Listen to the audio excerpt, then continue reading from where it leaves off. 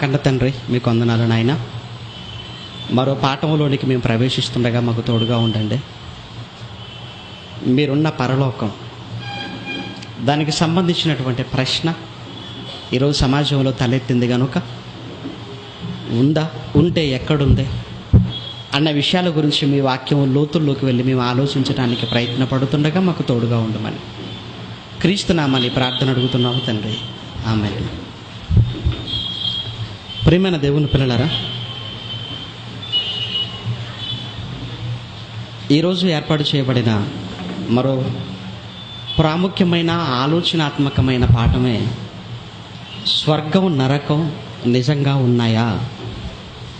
ప్రియమైన దేవుని వారలారా, నేటి ప్రపంచ జనాభాలో అత్యధిక మంది దేవుడు ఉన్నాడు అని నమ్మేవారే. దేవుడు ఉన్నాడు అని నమ్మేవారందరూ స్వర్గం ఉంది, నరకం ఉంది అని అంటారు, అని నమ్ముతారు. కానీ హేతువాదులు అనబడిన వారికి దేవుడే లేడు, వారు దేవుణ్ణి నమ్మరు. ఇక దేవుడే లేడనుకున్న వాడికి స్వర్గం అనేది లేదు, నరకం అనేది లేదు. వారి నమ్మకాల్లో వారు ఉంటే సరిపోయేది. కానీ వారి నమ్మకాన్ని అనవసరంగా ప్రజల మధ్యకు తీసుకుని వచ్చి అనేక మంది ప్రజల మనసులను చెరిపివేస్తున్న పరిస్థితి మరి రోజు సమాజంలో నెలకొని ఉంది. అనగా దేవుడు లేడని కానివ్వండి, స్వర్గం అనేది, నరకం అనేది ఇవి కూడా లేవని మరి వారి రచనలు కానివ్వండి, వారి మాటలు కానివ్వండి, మరి అనేక మంది మనుషులలో కలవరాన్ని రేపుతున్న పరిస్థితి ఈరోజు నెలకొని ఉంది కనుక మరి ఈ పాఠాన్ని తప్పనిసరి పరిస్థితుల్లో మరి వేయవలసి వచ్చింది. ఇకపోతే ప్రేమల దేవుని వారలారా, మరో బాధాకరమైన సంగతి ఏంటంటే, మరి ఈ మధ్యకాలంలో వార్తాపత్రికల్లో స్టీఫెన్ హాకింగ్ అనే ఒక శాస్త్రవేత్త గురించి మీరు చదివే ఉండొచ్చు. ఇంగ్లాండ్ దేశంలో లండన్లో ఉంటూ నాసా అంతరిక్ష పరిశోధనకు సంబంధించిన శాస్త్రవేత్తలలో ఇతను ఒకడుగా ఉంటూ వార్తాపత్రికలన్నిటికీ, న్యూస్ ఛానల్స్ అన్నిటికీ అతను ఇచ్చిన ఇంటర్వ్యూలో ఒక భయంకరమైన, బైబిలుకు విరుద్ధమైన, మన నమ్మకానికి భిన్నమైన విషయాన్ని అతను వెల్లడించాడు.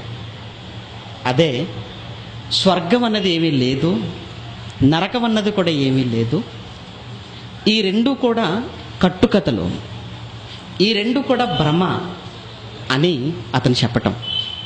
మరణం తర్వాత బ్రతుకు లేదు, మరణం తర్వాత పరలోకం అనేది లేదు, మరణం తర్వాత నరకం అనేది లేదు.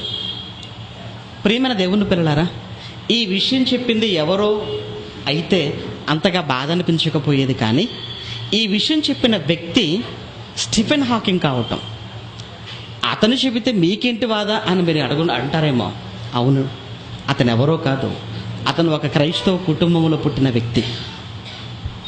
ఈ స్టీఫెన్ హాకింగ్ ఎవరో కాదంటే ఒక క్రైస్తవ కుటుంబంలో పుట్టినవాడు. అందులో ఒకనాడు మొదటి శతాబ్దంలో దేవుని కొరకు వీర మరణాన్ని పొందిన ఒక మహావీరుని పేరు పెట్టుకున్నాడు. అదే స్టెఫెన్. మనకు బైబిల్లో తెలుసు, ఆయన రాళ్లతో కొట్టబడి చంపబడ్డాడు దేవుని కోసం, పరలోకం కోసం. అలాంటి ఒక మహనీయుని పేరు పెట్టుకున్నాడు ఈ స్టీఫెన్ హాకింగ్ అనేవాడు. కానీ అంత పూర్తిగా విరుద్ధం, పూర్తిగా భిన్నంగా మాట్లాడుతున్నాడు. ప్రియమైన దేవుని పిల్లలారా, నేను స్టీఫెన్ హాకింగ్ని నిందించడానికి ముందు, అతని దోషిగా నిలబడడానికి ముందు, నేను నిందించేది ముందుగా దూషణలో నిలవపెట్టేది ఎవరిని తెలుసా? ముందు అతని కన్న తల్లిని, తండ్రినంటే. తల్లిదండ్రుల పెంపక లోపం, తల్లిదండ్రులు చేసిన పొరపాటు ఈరోజు స్టీఫెన్ హాకింగ్ పాలిట శాపమై ఈరోజు ప్రపంచ క్రైస్తవ్యానికి చుట్టుకుందని. ప్రియమైన దేవుని పిల్లలారా, నిజంగా ఆ స్టీఫెన్ హాకింగ్ని కన్నా తల్లి, తండ్రి చిన్ననాటి నుంచే వాడి చేతికి బైబిల్ ఇచ్చి, మోకాళ్ళు వేయించి, దేవుడు ఉన్నాడు, పరలోకం ఉంది, నరకం ఉంది, ఇవి కట్టుకథలు కావు అని వాడికి నేర్పించి ఉంటే ఈరోజు అలా మాట్లాడేవాడా? ఈరోజు అలాంటి స్టేట్మెంట్ ఇచ్చేవాడా? అది నిజం అనుకొని అమాయకులైన వారందరూ కూడా పరలోకం లేదనుకుంటూ, నరకం లేదంటూ, దేవుడే లేడంటూ అంతా భ్రమనుకుంటూ ఈరోజు దేవుడున్న మహాలోకానికి వెళ్ళలేక నిత్యాగ్ని దండనకు ఆహుతైపోతున్నారు కదా ఈ స్టీఫెన్ హాకింగ్ను బట్టి. నిజంగా ప్రేమ దేవుని పిల్లలారా, ఆ రోజు కన్న తల్లి, కన్న తండ్రి, వారి పెంపక లోపం, వారు చేసిన పెద్ద తప్పు చిన్నప్పుడు దేవుని వాక్యాన్ని వాడికి నేర్పించకపోవటం అండి. అదేవిధంగా జోసెఫ్ ఎడమర్ అనే పేరు కూడా మీరు వినే ఉండొచ్చు. అతను కూడా ప్రపంచ హేతువాద సంఘానికి అధ్యక్షుడండి. జోసెఫ్ అన్న పేరు పెట్టుకున్నాడండి, యోసేపు అన్న పేరు పెట్టుకున్నాడు, స్టెఫెన్ అన్న పేరు పెట్టుకున్నారు. ఎలా మారిపోయారు చూసారా, ఎలా మారిపోయారు. ఈరోజు చాలామంది బైబిల్లో ఉన్న మహనీయుల పేర్లు పెట్టుకున్నారండి క్రైస్తవులు కూడా చాలామంది. ఒక యాకోబని, ఒక స్టిఫెన్ అని, ఒక దావీదని, ఒక డానియల్ అని, ఒక మోషే అని, ఒక మరి అని, ఒక రూత్ అని, ఒక ఎస్తేర్ అని. ఈరోజు చాలామంది క్రైస్తవులకు వీళ్ళ పేర్లు పెట్టుకున్నారు. పేర్లు పెట్టుకోవద్దు నేను అంటాం లేదండి ఆ పేర్లు, కానీ నిజంగా ఆ పేర్లకు తగినట్టుగా బ్రతుకుతున్నారో లేదో ఒక్కసారి మీ గుండెల మీద చేయి వేసుకుని మీరు ఆలోచించమని అర్థిస్తున్నాను. పుట్టిన నాడు తల్లిదండ్రులు నామకరణం అని సంఘాన్ని, కాపరిని, విశ్వాసులను, బంధువులందరినీ పిలిచి గొప్పగా జరిగించారు నామకరణం. ఆ తర్వాత ఊరి మీద వదిలేశారండి పిల్లలను, ఆ తర్వాత వదిలేశారు. ఒకరోజు ఆదిలాబాద్ జిల్లాలో లక్షటిపేట సబ్ జైల్లో వాక్యం చెప్పడానికి వెళ్ళినప్పుడు అండి, వాళ్ళని పరిచయం చేసుకుంటున్నప్పుడు మీ పేరేంటన్న వాళ్ళని అడుగుతున్నప్పుడు అందులో ఒక ఆయన మోషే అన్నాడండి. బాధ అనిపించింది ఆ పేరు విని. నీ పేరేంటన్నప్పుడు నా పేరు దావీదండి అంటున్నాడు. నీ పేరేంటే నా పేరు డానియల్ అండి అంటున్నాడు. వీళ్ళందరూ ఇక్కడ ఎందుకున్నారు? ఒక మోషే, ఒక దావీదు, ఒక దానియేలు వీళ్ళు ఇక్కడ ఎందుకున్నారు? బయట సమాజంలో ఉంటూ సమాజానికి సత్యవాక్యాన్ని చెప్పవలసిన వీళ్ళేంటని 4 గోడల మధ్యకు వచ్చేశారు.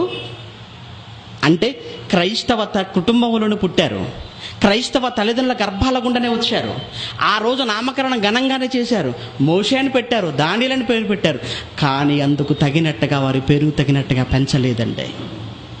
వారు అలా పెంచలేదు గనకనే ఈరోజు వారి జీవితం అంధకారం అయిపోయింది. ఈరోజు వారి జీవితం 4 గోడల మధ్య నలిగిపోతుంది. ఆలోచించండి ప్రేమ దేవుని పిల్లలారా, మీ పిల్లలకు పేర్లు పెడుతున్నారు. ఎంత సంతోషంతో, ఎంత ఆనందంతో మీరు పెడుతున్నారో ఏమంటే నిజంగా ఆ పేరుకు తగిన రీతిలో మీరు పెంచండి. మేము పెంచలేమండి అని అంటారా? అలా పెంచలేము అనుకున్నప్పుడు ఆ పేర్లు పెట్టడం కూడా మానేయండి. ఇంకెన్ని పేర్లు లేవండి పెట్టడానికి? ఆ భక్తుల పేర్లే దొరికాయా? ఆ మహనీయుల పేర్లే దొరికాయి అంటారా చెప్పండి? పౌలుని పేరు పెట్టుకున్నాడు, జైలుకి వెళ్ళాడు. ఏం చేసి వెళ్ళాడు? వాక్యం చెప్పి వెళ్ళాడు. అయినా ఆ రోజు పౌలు ఖైదీ అయ్యాడు. కారణం వాక్యం చెప్పినందుకు ఆయన ఖైదీగా మారిపోయాడు. మరి ఈరోజు ఆయన పేరు పెట్టుకున్న ఈ పౌలు ఏం చేశాడు? దొంగతనం కేసులోను, హత్యం కేసులోను, వ్యభిచారపు కేసులోను పట్టుపడ్డాడు, జైలుకి వెళ్ళిపోయాడు. ఎంత అవహేళన అండి ఆయన నామానికి. అందుకే అన్నాడండి, మిమ్మును బట్టియే నా నామము అన్య జనుల మధ్య దూషింపబడుతున్నదని ఊరకని అనలేదండి దేవుడు. అది అక్షరాలుగా ఈరోజు క్రైస్తవుల జీవితాలలో కళ్ళకు కట్టొచ్చినట్టుగా మనకు కనబడుతుందంటే. ప్రేమన దేవుని పిల్లలారా, ఒకనాడు స్టీఫెన్ హాకింగ్ని కన్నవారు, జోసెఫ్ ఎడమర్ని కన్నవారు నిజంగా దేవుని వాక్యాన్ని వాళ్ళకు ఉగ్గుపాలతో రంగరించి నేర్పించి ఉంటే ఏమండి ఈరోజు వాళ్ళు ఉండేవారంటారు చెప్పండి? హేతువాదులుగా మారిపోయేవారంటారా? ప్రేమన దేవుని పిల్లలారా, మీ పిల్లల గురించి మీరు బాధపడండి. ఎప్పుడు తెలుసా? వాడు బైబిల్ మాట్లాడినప్పుడు మీరు బాధపడండి. మీ పిల్లల గురించి మీరు చింతించండి. వాడు లెక్కల్లో తప్పాడను, సైన్స్లో తప్పాడనో కాదు, నిజంగా వాడికి బైబిల్లో ఏమీ రావు అనుకున్నప్పుడు వాడి గురించి మీరు ఏడవండి. కానీ ఈరోజు అలా ఉన్నారంటే క్రైస్తవులు అలా లేరండి. మావాడిని లెక్కల్లో వీక్ అండి అంటారు, బైబిల్లో పర్ఫెక్టా? మావాడిని సైన్స్లో చాలా డల్ అండి అంటారు, ఏదో బైబిల్లో అంత ఆరితేరిపోయి పండితుడైపోయినట్టు. మీ పిల్లలు ఎందులో బలహీనుడైనా పర్వాలేదు, బైబిల్లో బలవంతులు అవ్వాలి మీ పిల్లలు. ఒకనాడు యేసుక్రీస్తుల వారు మాట్లాడుతున్నారండి వాక్యం. ఒకనాడు యేసుక్రీస్తుల వారు సమాజం మధ్య నిలబడి వాక్యాన్ని ప్రకటిస్తున్నప్పుడు అందులో ఒక మాతృమూర్తి, ఒక స్త్రీ యేసుక్రీస్తు దగ్గరకు వచ్చి అన్న మాట ఏంటో చూస్తే ప్రతి కన్న తల్లి హృదయం చలించక మానదండి. ఏమన్నదో చూస్తారా ఒక్కసారి? లూకాసు వార్త 11వ అధ్యాయం, లూకాసు వార్త 11వ అధ్యాయం 27వ వచనాన్ని మనం చూడగలిగితే, లూకాసు వార్త 11వ అధ్యాయం 27లో ఆయన ఈ మాటలు చెప్పుచుండగా, ఆయన అనగా ఎవరనుకుంటున్నారు? యేసుస్వామి అండి, యేసుక్రీస్తు. ఆయన ఏం చదువుకున్నాడండి? ఆయన ఏం చదువుకున్నాడు? ఇంజనీరింగ్ ఏమైనా చేశాడా? ఆయన మెడిసిన్ ఏమైనా చేశాడా? లా ఏమైనా చేశాడా? పోస్ట్ గ్రాడ్యుయేషన్ ఏమైనా చేశాడా? లేదండి, ఏమీ లేదండి. కానీ ఈరోజు ప్రపంచంలో ఆరిన నేల మీద ఏసన్న వారు తెలియని వారు ఎవరు ఉన్నారండి? ప్రపంచంలో ఎవ్వరు లేరండి. ప్రపంచానికి శకపురుషుడు అయ్యాడండి ఆయన. ప్రపంచానికి యుగ పురుషుడు, ప్రపంచానికి ఒక మహనీయుడు అయిపోయాడు. ఆయన వెనకాల ఏముందండి? ఏం చదువు ఏమి లేదండి. దేవుని జ్ఞానాన్ని చెప్పాడు అంతే. దేవుని సంగతులు నోరు తెరిచి చెప్పాడు. ఈరోజు ప్రపంచ ప్రజలందరి గుండెల్లో కొలువైపోయాడండి యేసుక్రీస్తు. కేవలం వాక్యం చెప్పినందుకేనండి, కేవలం వాక్యం. ఒక పౌలు గురించి ఈరోజు ప్రపంచ క్రైస్తవులందరూ మాట్లాడుతున్నారు కదా. ఆయన ఎవరు? ఆయన వాక్యం చెప్పాడండి. ఆయన శిష్యుడు. అపోస్తలులు, వారి జీవితాలు, వారి త్యాగాలు ఏమండి ఈరోజు బైబిల్లో సువర్ణ అక్షరాలతో వ్రాయబడ్డాయంటే కారణం వాళ్ళు దేవుని కొరకు బ్రతికిన బ్రతుకు, దేవుడి గురించి వాళ్ళు చేసిన త్యాగాలే. అదేనండి ఇక్కడ యేసుక్రీస్తు మాట్లాడుతున్నాడు కదండి. ఆయన మాట్లాడుతున్నాడు. అప్పుడు ఏం జరిగిందో చూడండి. ఆయన జన సమూహం మధ్య నిలబడి ఆయన మాట్లాడుచుండగా ఆ సమూహములో ఉన్న ఒక స్త్రీ ఆయనను చూచి యేసును చూచట, అయ్యా నిన్ను మోసిన గర్భం. అదేంటండి? ఆయన్ని చూసి ఎవరిని జ్ఞాపకం చేసుకుంటుందండి ఆ తల్లి? ఆయన్ని కన్న తల్లిని జ్ఞాపకం చేసుకుంటుంది. అంతే కదండి. ఎవరైనా పిల్లలు ముద్దుగా చక్కగా మాట్లాడుతున్నా, అందంగా ఉన్నా వెంటనే విని ఎవరు కన్నారో అని మాట్లాడుకుంటాం మనమే. పిల్లలు స్టేజ్ ఎక్కి మైకు పట్టుకొని దేవుని మాటలు మాట్లాడుతున్నప్పుడు మనకు అనిపిస్తుందండి, ఎవరు కన్నారోనండి, మొత్తానికి ఏ తల్లిదండ్రుల కన్నా బిడ్డోనండి అంటుంటాం. అంటే పిల్లల ప్రవర్తన బట్టి తల్లిదండ్రుల గురించి మాట్లాడుకుంటుందన్నమాట సమాజం. అవును, ఇప్పుడు యేసుక్రీస్తుని చూసి నిన్ను మోసిన గర్భమును నీవు కుడిచిన స్తనములను ధన్యములైనవి అని కేకలు వేసి చెబుతున్నాడు. చూసారా? తట్టుకోలేకపోయిందండి యేసుక్రీస్తుని చూసిన తర్వాత ఆ తల్లి. భరించలేకపోయింది యేసుక్రీస్తుని చూసి. ఆమె బాధ ఏంటో తెలుసా? ఇంతకు, అయ్యా నీలాంటి వాడు నా కడుపును ఎందుకు పుట్టలేదయ్యా, నీలాంటి వాడికి నేను ఎందుకు జన్మనివ్వలేకపోయానయ్యా, నీవే నా గర్భంలో ఉన్నావనుకుంటే మరియ 9 నెలలు మోసిందేమో, అవసరమైతే నేను 18 నెలలైనా భరించేదన్నయ్యా నిన్ను. నీలాంటి వాడికి జన్మనిచ్చిన ఆ తల్లి ఎంత గొప్పది. నిజమండి. ఏమంటే మీ పిల్లల గురించి అలా పొగడాలా సమాజం? మీ పిల్లల గురించి సమాజం అలా చెప్పుకోవాలా? మీ పిల్లల గురించి సమాజం అలా మాట్లాడాలి, అలా చెప్పాలంటే మీ పిల్లలు బైబిల్ పట్టుకుని సమాజం మధ్య నిలబడి దేవుని గురించి మాట్లాడమనండి. అందరూ కూడా అది చెప్పే మాట అదేనండి, ఏ తల్లి కన్న బిడ్డో అంటారు. ఎంత చక్కగా మాట్లాడుతున్నాడండి, ఎంత చక్కని వాక్యాలు చెబుతున్నాడండి, ఎంత ముద్దు ముద్దుగా చెబుతున్నాడండి దేవుని మాటలు. ఏమండి ఒక కన్నందుకు కన్న తల్లిగా నీకు ఇంతకన్నా ఏం కావాలి? ఇంకా ఒక తండ్రి కానీ బిడ్డ నుంచి ఇంతకన్నా నువ్వు ఏం ఆశపడుతున్నావు? ఇంకా 10 మంది మంచివారన్న మాట కంటే ఇంకేం కావాలండి? ఈరోజు ఉన్నారండి ఇంజనీరింగ్ చదువుతున్న, మెడిసిన్ చదువుతున్న పిల్లలు ఉన్నారండి, మానవత్వం లేకుండా మృగాలుగా మారిపోయారండి ఈరోజు కళాశాలలో. మీకు తెలుసు, యాసిడ్తో దాడి చేసుకుంటున్నారు, కత్తులతో చంపుకుంటున్నారు, ర్యాగింగ్ పేరుతో చంపుతున్నారు, చంపేస్తున్నారు. అవసరం అంటే అవసరమా చెప్పండి? మానవత్వం అన్నది లేకుండా మృగాలుగా మారిపోతుందండి ఈ లోకపు జ్ఞానం, ఈ లోకపు విద్య నేర్చుకోవటం వలన. అలానే వద్దంటం లేదు. ఇంజనీరింగ్ చేసిన వాళ్ళు కోకొలలుగా ఉన్నారు, మెడిసిన్ చేసిన వారు కోకొలలుగా ఉన్నారు. దేవుని వాక్యం చెప్పేవారే లేరండి ఈరోజు సమాజానికి. అవునో కాదో ఒక్కసారి మీరు ఆలోచించండి. ఇది కోత విస్తారముగా ఉన్నది, పనివారు ఎక్కువ మంది ఉందన్నాడన్న యేసుక్రీస్తు? లేదండి. కోత చూస్తే విస్తారముగా ఉంది, పనివారు మాత్రం కొద్ది మంది అన్న మాట అని 2000 సంవత్సరాలు అయిపోయిందండి. ఎప్పటికీ కొద్ది మందిగానే ఉన్నారండి పనివాళ్ళు. పనిలో ఉండవలసిన క్రైస్తవులు, పనిలో పెట్టవలసిన క్రైస్తవ తల్లిదండ్రులు, వీరు కూడా అందరి లోకంలో ఉన్న వారిలాగానే వెళ్ళిపోతుంటే ఆయన పని ఏమైపోవాలి చెప్పండి? కుంటుపడిపోదా? ఈరోజు దేవునికి కావాల్సింది ఆయన పనివారు కావాలండి. ఒకనాడు యేసుక్రీస్తు మాట్లాడుతుంటే ఆ మాటలకు ముగ్ధురాలైన స్త్రీ, ఆ తల్లి అన్న మాట మనం చూసాం. దేవుని వాక్యం చెబుతుంటేనండి. స్టీఫెన్ హాకింగ్ విషయంలో ఫెయిల్ అయిపోయారండి తల్లిదండ్రులు. అందుకే ముందు దోషులుగా నిలబెడితే తండ్రిని దోషిగా నిలబెట్టాలి. అవునండి, మన పిల్లలు పాడైపోయారంటే కారణం కన్న తల్లిదండ్రులు. అవును, స్కూల్లో పిల్లలు ఫెయిల్ అయ్యారంటే ఆ స్కూల్ యాజమాన్యం మొత్తాన్ని బాధ్యురాలుగా చేస్తున్నాం కదండి ఈరోజు ప్రభుత్వం. తరగతి గదిలో పిల్లలు ఫెయిల్ అయిపోయారు, స్కూల్లో పిల్లలు ఫెయిల్ అయిపోయారు, రిజల్ట్స్ రాలేదంటే దానికి బాధ్యులుగా ఎవరి మీద చర్య తీసుకుంటున్నారు? ఆ యాజమాన్యం, ఆ టీచర్స్ మీద. నిజంగా మీ పిల్లలు రేపు పరలోకానికి వెళ్ళకపోతే, మీ పిల్లలు రేపు పరలోకాన్ని దక్కించుకొనకపోతే, మీ పిల్లలు మీతో పాటు పాతాళానికి వెళ్ళిపోతే మీరు రెట్టింపు శిక్షకు పాత్రులైపోతారన్న సంగతి కూడా మీరు మర్చిపోకూడదు. కారణం, గర్భఫలం ఆయన ఇచ్చింది. ఎందుకు ఇచ్చాడు? బాణాల్లా మలుస్తారని, బలవంతుడైన దేవునికి బాణములా మలిచి ఆయన చేతికిచ్చి ఉపయోగించుకోండి తండ్రి, మీరు ఎక్కడ ఉపయోగించుకుంటారో అని ఆయనకి ఇస్తారన్న నమ్మకంతో మీకు ఇచ్చాడు. మీరేం చేశారు? లోకంలో బలవంతులను చేస్తున్నారు, దేవునిలో కాదు. అలా చేసినందుకు స్టీఫెన్ హాకింగ్ ఏమన్నాడు? ఇప్పుడు లోక విద్యలో పెంచిందండి తల్లి, లోక విద్యలో పెంచింది, లోక జ్ఞానంలో పెంచింది. అలా లోక జ్ఞానంలో పెంచినందుకు, లోక విద్యలో పెరిగినందుకు ఈ స్టీఫెన్ హాకింగ్ అంటున్న మాట ఏంటి? దేవుడే లేడని మాట్లాడుతున్నాడు. పరలోకం నరకం అంత భ్రమ అంటున్నాడు, అంత బూటకం అంటున్నాడు, అంత కట్టుకథ అంటున్నాడు. నిజమా? నిజమండి ప్రియమైన దేవుని పిల్లలారా, ఈరోజు పరలోకం నరకం రెండు ఉన్నాయని చెప్పవలసిన బాధ్యత మనందరిపై ఉంది. హేతువాదులేమో లేదంటున్నారు. ఇక బైబిల్ పట్టుకున్న ఒక గ్రూప్ ఉందండి క్రైస్తవ్యంలో. వాళ్ళు ఏమంటున్నారో తెలుసా? పరలోక నరకం ఉన్నాయండి, కాకపోతే ఈ సపరేట్గా ఏమీ లేవు, ఆ రెండు కూడా భూమి మీదనే ఉన్నాయి అంటున్నారు. మరి వీళ్ళకి ఎక్కడ కనబడ్డాయో ఏంటో, ఎక్కడ లేవట. సపరేట్గా ఏమీ లేదండి పరలోకం నరకం అన్నది, ఈ రెండు కూడా ఎక్కడున్నాయట? భూమి మీదనే ఉన్నాయట. భూమి మీద ఎక్కడున్నాయని అని అడిగితే అంత సింపుల్గా చెప్తున్నా తెలుసా అండి?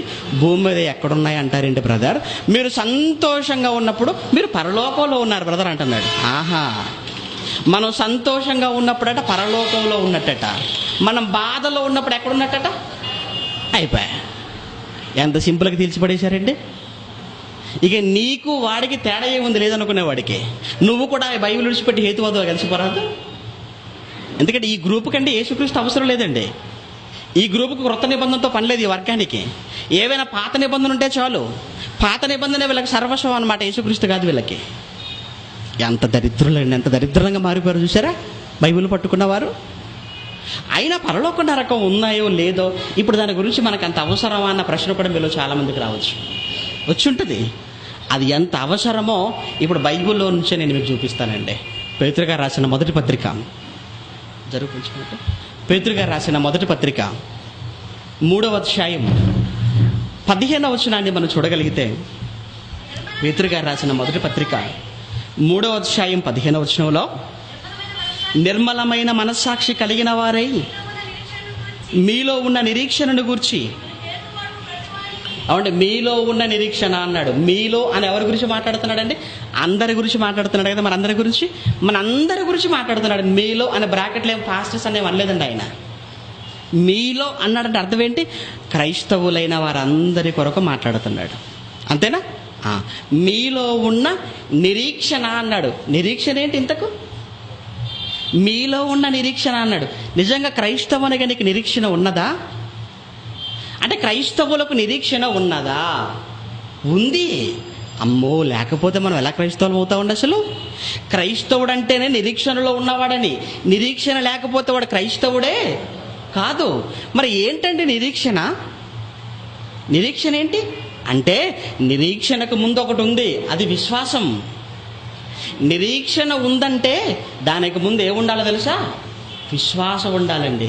నిరీక్షణ ఉన్నది అంటే తప్పనిసరిగా విశ్వాసం ఉండాలి. ఇంతకు నిరీక్షణ అంటే అర్థం ఏంటి? నిరీక్షణ అర్థం ఏంటి? ఎదురుచూపు, ఎదురు చూడటం, ఎదురుచూపు, అదే నిరీక్షణ. అంటే నిరీక్షణ ఉందంటే తప్పనిసరిగా విశ్వాసము కూడా ఉండాలి. అందుకే 11వ అధ్యాయానికి వెళ్తే ఎబ్రీ పత్రిక 11 మొదటి వచనం మనందరికీ తెలుసు. విశ్వాసం అన్నది ఎబ్రీ పత్రిక 11 మొదటి వచనంలో, విశ్వాసము అనునదట నిరీక్షింపబడు వాటి యొక్క నిజస్వరూపం. అంటే విశ్వాసము, నిరీక్షణ ఈ రెండు ఒకదానికొకటి అవినాభావ సంబంధాన్ని కలిగి ఉన్నాయి అన్నమాట. నిరీక్షణ ఉందంటే ఏముందంటే అన్నమాట? విశ్వాసం ఉన్నట్టు. విశ్వాసం ఉందంటే ఏమున్నట్టు? నిరీక్షణ ఉన్నట్టు. విశ్వాసం లేకుండా నిరీక్షణ లేదు, నిరీక్షణ లేకుండా విశ్వాసం అనేది కూడా లేదు. నేను రేపు మీ ఇంటికి వస్తానని ఫోన్ చేశాను అనుకోండి, నా మాట మీదకి నమ్మకం ఉంటే మీరు ఏం చేస్తుంటారనమాట? ఎదురు చూస్తుంటారు, నిరీక్షిస్తుంటారు. అనగా నా మాటపై మీకున్న విశ్వాసం మిమ్మల్ని ఏం చేసినట్టుగా చేసింది? నిరీక్షించేటట్టుగా చేసింది అన్నమాట. ఇప్పుడు ఇప్పుడు పేతురు గారు అన్న మాట దగ్గరికి రాగలిగితే మరలా పేతురు గారు అన్న మాట దగ్గరికి రండి. 1 పేతురు పత్రిక 3వ అధ్యాయం 15లో మీలో ఉన్న నిరీక్షణ ఏంటి? మనలో ఉన్న నిరీక్షణ ఏంటంటే యేసుక్రీస్తుల వారు మరలా రాబోతున్నారు. ఆయన రాకడ కొరకు మనం అందరం ఏం చేస్తున్నాం? ఎదురు చూపు. ఆయన రాకడలో ఏం జరుగుతుంది? ఆయన రాకడలో ఆయన కొరకు బ్రతికిన వారు ఆయనతో పాటు ఎక్కడికి వెళ్ళిపోతారు? పరలోకానికి వెళ్ళిపోతారు. అంటే పరలోకం ఉన్న ఆ పరలోకానికి తీసుకెళ్ళడానికి యేసుక్రీస్తు మరలా రాబోతున్నాడు. అది నిరీక్షణ అండి. నిరీక్షణ. దేవుడు కనిపించడు, విశ్వసిస్తున్నావు. విశ్వాసం ఉందంటే నిరీక్షణ ఉంది. యేసుక్రీస్తును మనం చూడలేదు, అయినా మనం విశ్వసించాం అంటే నిరీక్షణ ఉందన్నమాట. పరలోకాన్ని మనం చూడలేదు, అయినా మనం విశ్వాసం ఉంచాం. విశ్వాసం ఉందంటే మరలా ఏమున్నట్టు? నిరీక్షణ. అంతే కదండి. ఇప్పుడు మీలో ఉన్న నిరీక్షణ అన్నాడు. అంటే మీలో ఉన్న నిరీక్షణ లేదా మీలో ఉన్న విశ్వాసం ఏంటి? పరలోకం ఉందని నమ్ముతున్నారు, నరకం ఉందని నమ్ముతున్నారు. అంతేనా కాదా? నమ్ముతున్నారా లేదా? నమ్మాలండి.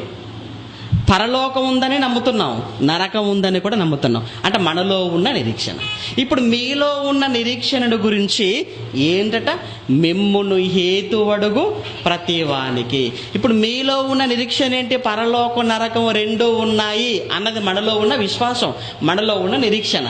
ఇప్పుడు ఈ నిరీక్షణ గురించి హేతు అడుగుతున్నారా? హేతువాదులు అడుగుతున్నారు. ఏమని? అవి ఉన్నాయా? ఉంటే చూపించని. అంతే కదండి వాళ్ళు అడుగుతున్నది. ఇప్పుడు అడుగుతున్నారు, ఉన్నాయా?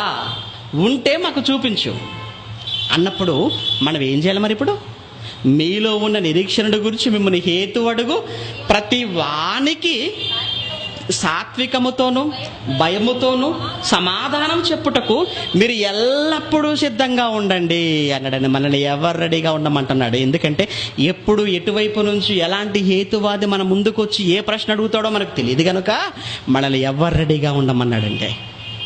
చిన్నప్పుడు లెక్కల మాస్టర్ చెప్పేవాడు, నిద్రలు లేపడిగినా 20 ఎక్కాల గడగడా చెప్పాలనేవాడు.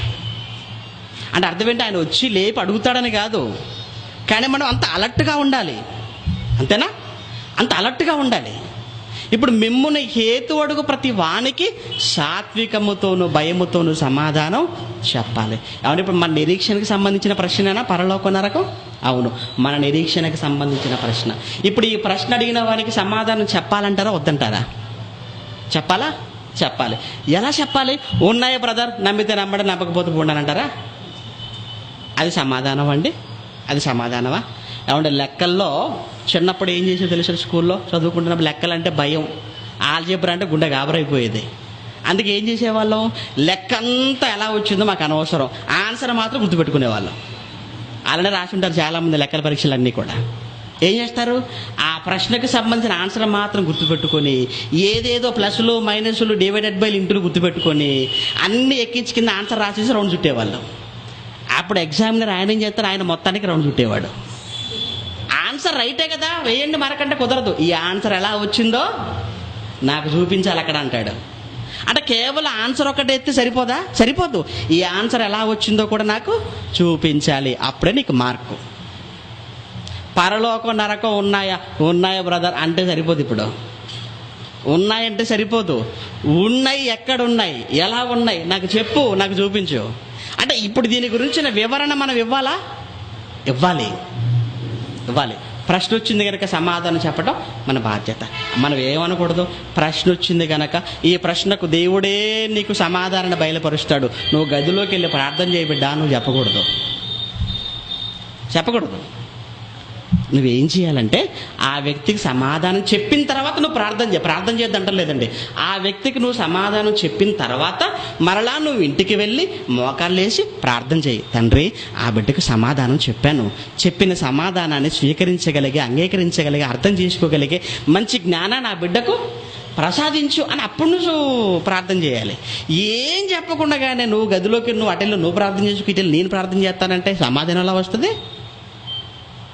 తరగతి గదిలో పిల్లవాడు లేచి టీచర్ నాకు ఈ డౌట్ ఉంది దీనికి సమాధానం చెప్పండి అనగానే నువ్వు గదిలోకి వెళ్ళి ప్రార్థన చేసుకురా అన్నాడు అనుకోండి, ఏమవుతుంది చెప్పండి? చెప్పాలి కదండి. టీచర్ అన్నప్పుడు తప్పనిసరిగా డౌట్ని ఏం చేయాలి? క్లారిఫై చేయాలంటే డౌట్ని క్లారిఫై చేయాలి. మనకు ఏమనుకున్నామంటే ఏ ప్రశ్న అయినా రానివ్వండి, సమాధానం మాత్రం ఒకటే, ఫిక్స్ అయిపోయామండి మనం. ఈరోజు మన క్రైస్తవులుగా మనం ఎలా అయిపోయామంటే ఏ ప్రశ్న వచ్చినా ప్రతి ప్రశ్నకు సమాధానం ఒకటే. ఆ ఒకటే ఏంటంటే ప్రార్థన, అంతే. అంటే ప్రశ్నలన్నింటికి సమాధానం ఒకటే ఉంటుందండి. పరీక్షలు రాసిన వాళ్ళకైతే మీరు ఎన్ని ప్రశ్నలైనా మీరు అడగండి పేపర్లో, మేము మాత్రం అన్నింటికి ఒకటే సమాధానం రాస్తామని రాసేసారనుకోండి, ఏం పాస్ అయిపోతారా? మీరు ఫెయిల్ అయిపోతారండి. అంటే ప్రశ్నకు సమాధానం మారుతుంది. ఇప్పుడు దేవుడు ఉన్నాడా అని అడిగారు అనుకోండి, ప్రార్థన చేసుకోమంటాడు. పరలోక నరకం ఉందా అంటే ప్రార్థన చేసుకోమంటాడు. అన్నిటికీ ప్రార్థనేనా? అన్ని ప్రశ్నలకు నువ్వేం చేస్తావు? ఇంకా సమాధానం చెప్పాలి కదండి. ఏమంటే ప్రీచర్ అంటే అర్థం ఏంటి తెలుసా? టీచర్ అండి ఆయన. బోధకుడు అంటే అర్థం ఏంటి? టీచర్ అనమాట. ఇప్పుడు నేను మీకు టీచ్ చేస్తున్నాను, మీరు బైబిల్లో మీద డౌట్ అడిగితే నేను ఏం చేయాలి? చెప్పాలి. మాస్టర్గా ఉన్నాను కదా, సంఘంలో బోధకుడిగా ఉన్నాను కదా, బోధించేవాడిగా ఉన్నా కదా, నా బోధలో బైబిల్లో మీకు ఏ అనుమానం వచ్చినా తీర్చాలి. తెలియకపోతే తెలియదు అని చెప్పుకోవాలండి. తప్పే ఉందని అందులో. అందరూ పండితులు కాదు కదా, అందరికీ అన్నీ తెలియవు కదా. కొందరికి కొన్ని తెలుసు, మరికొన్ని తెలియవు. అంత మాత్రాన తెలియకపోయినా తెలిసినట్టుగా, లేకపోతే దేవుడానికి బయలుపరుస్తాడు అన్నట్టు చెప్పడం అన్నది తప్పు కదండి అది. అవును, ఇక్కడ ప్రశ్న వచ్చిందండి, పరలోక నరకం ఉన్నాయా? ఇప్పుడు ఈ ప్రశ్నకు మనం ఎలా చిక్కుముడి, దీన్ని ఎలా ఇప్పాలి, దీనికి మనం ఎలా సమాధానం చెప్పాలి అన్నదేనండి ఈరోజు మన పాఠ్య సారాంశం. ప్రేమల దేవుని పిల్లలారా, పరలోకం ఉందని చెప్పడానికి ఈరోజు వీళ్ళంతా ఎందుకు లేదనుకుంటున్నారు? మొదట అది ఆలోచిద్దాం. ఎందుకు లేవనుకుంటున్నారంటే కనిపించడం లేదు కనుక. అంతే కదండి, కేవలం చిన్న కారణం అండి. కనిపించటం లేదు కనుక లేవు అనుకున్నారు. ఆహా, కనిపించినంత మాత్రం లేవు అనుకుంటావా? అంత నీ ఇష్టమే. కనబడితే ఉన్నాయనుకుంటా, కనబడకపోతే లేవనుకుంటా, అంత నీ ఇష్టమేనా? 105 మూలకాలు అంటాడండి. చాట తీసుకొచ్చి ముందు పెడతాడు. చాట తీసుకొచ్చి ముందు పెట్టి 105 మూలకాలు ఉన్నాయి. హైడ్రోజన్ అంటాడు, హీలియం అంటాడు, ఏవో చెప్తున్నాడు చెత్త అంతా. అందులో ఇంతకి ఎన్ని కనబడుతున్నాయి? అందులో ఒక 10 కూడా ఉండవు కనిపించేటివి, మిగతా అన్ని కనబడనివే. అయినా కనబడట్లేదు కనుక లేవంటానా?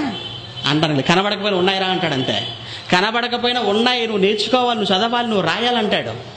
మరి పరలోక నరకం కనబడకపోయేసరికి ఎందుకు లేవు అనుకుంటున్నావు? రైట్, ఒకవేళ కనబడటం లేదు కనుక లేవు అన్నదే ఒకవేళ సరైన సమాధానం అనుకుంటే, ఇప్పుడు అడుగుతున్నాను నిన్ను, ఏమని? అమెరికా ఉందా అని అడుగుతున్నాను. అమెరికా ఉందా? ఉంది అని నువ్వు అన్నావు అనుకో, నువ్వు చూసావా అని అడుగుతాను. నువ్వు చూసావా? చూడలేదు కదా. మరి ఉందని నీకేం తెలుసు? ఉందని నీకేం తెలుసు? మా ఇంటి పక్కడు వెళ్ళొచ్చాడండి, వాడు చెప్పాడు, మరి ఉందని నమ్ముతున్నానంటావా? ఆహా, అంటే మీ ఇంటి పక్క వాడు, నువ్వు వెళ్ళకపోయినా నువ్వు చూడకపోయినా, మీ ఇంటి పక్కనున్నవాడు అమెరికా వెళ్ళి అది చూసి నీ దగ్గరకు వచ్చి చెప్పగానే ఉందని నమ్మేశావన్నమాట. అంటే నువ్వు చూడకపోయినా చూసొచ్చిన వ్యక్తి చెబితే నమ్మాలి, నమ్ముతావని అర్థమైపోయింది. రైట్, ఈ మాట మీద నిలబడితే నేను కూడా పరలోకం వెళ్ళి పరలోకంలో ఉండి పరలోకాన్ని చూసి ఈ భూమి మీదకి వచ్చి చెప్పిన ఆయన ఉన్నాడు, ఆయన చెబితే నమ్ముతావా అని అడుగుతా. ఓకే, ఎవరున్నారు చూపించాను అంటాడు. అప్పుడు మనం చూపించేది ఎవరన్నా తెలుసా? యేసుక్రీస్తును. ఆయనకున్న అర్హత ఏంటి? ఆయన పరలోకంలో ఉన్నవాడు, పరలోకం నుంచి వచ్చినవాడు. యోహాను సువార్త 3వ అధ్యాయం, యోహాను సువార్త 3వ అధ్యాయం 13వ వచనం. మరియు పరలోకము నుండి దిగివచ్చిన వాడే, అనగా పరలోకములో ఉండు మనుష్య కుమారుడే తప్ప పరలోకమునకు ఎక్కిపోయిన వాడు ఎవడునూ లేడు. యేసుక్రీస్తు గురించి. పరలోకము నుండి దిగి వచ్చిన యేసుక్రీస్తు ఎక్కడి నుంచి వచ్చాడు అనుకుంటున్నారు? అమెరికా నుంచి కాదు ఆయన వచ్చింది. ఆయన వచ్చింది ఎక్కడి నుంచి? పరలోకం. చాలామంది యేసుక్రీస్తు అనగానే అమెరికా దేవుడండి అంటారు. అమెరికాలో పుట్టాడా? అమెరికా నుంచి వచ్చాడా? ఆయన వచ్చింది ఎక్కడి నుంచి అండి? పరలోకము నుండి దిగి వచ్చిన మనుష్య కుమారుడు. ఆ పరలోకము నుండి దిగి వచ్చిన మనుష్య కుమారుడు చెప్పాడు భూమి మీద. ఏమని? పరలోకం ఉందని చెప్పాడా, లేదని చెప్పాడా? ఉందని చెప్పాడు.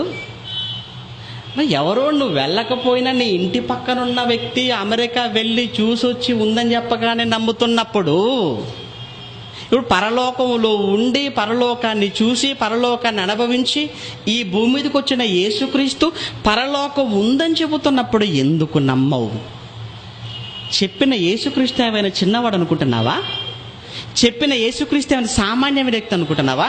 చెప్పిన యేసుక్రీస్తు ఎవరో తెలుసా? ఆయన ఇంటర్నేషనల్ ఫిగర్. ఆయన ఎవరనుకుంటున్నారు? నీ ఇంటి పక్కన ఉన్నాడు ఇంటర్నేషనల్ ఫిగరా? నీ ఇంటి పక్కనోడు ఉన్న ఊర్లో వారికి సరిగ్గా తెలియదు, ఉన్న ఊరిలో ఉన్న వారికి సరిగ్గా తెలియదు చెప్పినోడు. వాడు మాట మాత్రం నమ్మావు. కానీ యేసుక్రీస్తు పరలోకం ఉందని ఒక ప్రపంచ ప్రఖ్యాతిగాంచిన ప్రపంచ ప్రజలందరి చేత ఈయనే మాకు శకపురుషుడు అని కొలవబడుతున్న ఆ యేసుక్రీస్తు చెప్పిన మాటను ఎందుకు నమ్మవు నాయన? పరలోకం ఉందంటే పోనీ పరలోకం ఉందని చెప్పాడు, ఉన్న పరలోకం ఎక్కడ ఉందో చెప్పలేదా? ఆ పరలోకంలో ఎవరెవరు ఉన్నారో చెప్పలేదా? ఆ పరలోకం అన్నది, ఆ పరలోకానికి వెళ్ళటానికి ఏం చేయాలో అనే విషయాన్ని చెప్పలేదా? ఆ పరలోకం ఎలా ఉందో చెప్పలేదంటారా? ఎక్కడ ఉందో చెప్పాడు, ఎలా ఉందో చెప్పాడు, ఎవరెవరు ఉన్నారో చెప్పాడు. ఎంత వివరణ పరలోకాన్ని గురించి ఇచ్చిన తర్వాత కూడా ఉందని నమ్మటానికి నీకు ఏంటి బాధ? నువ్వెందుకు నమ్మవు? అమెరికా వెళ్ళొచ్చాను అని చెప్పగానే నెక్స్ట్ క్వశ్చన్, ఎలా వెళ్ళావు అనగానే నిన్న బైక్ వేసుకుని వెళ్ళొచ్చాను అని అనుకుని ఎలా ఉంటుందండి అది మనకు? ఆహా అంటావా? అన్నాం. అమెరికా అండి పక్కనే ఉండేయండి బైక్ మీద వెళ్ళి రావడానికి. అలా కాదు కదా. మరి ఇప్పుడు వాడు చెప్పింది మనం నమ్మాలంటే వాడు ఏం చెప్పాలి ఇప్పుడు మనకు? నేను అమెరికాకు ఫ్లైట్ మీద వెళ్ళానంటే అప్పుడు ఓకే అంటే వీడు వెళ్ళే ఉంటాడు అనుకుంటాం. ఫ్లైట్ మీద అమెరికా వెళ్ళి ఎక్కడ దిగామనగానే లండన్లో దిగాను అన్నాడు అనుకోండి, మళ్ళీ డౌట్ వస్తుంది మనకి. ఇంతకు నువ్వు వెళ్ళింది అమెరికానా ఇంగ్లాండా అని అడుగుతాం. ఎందుకు?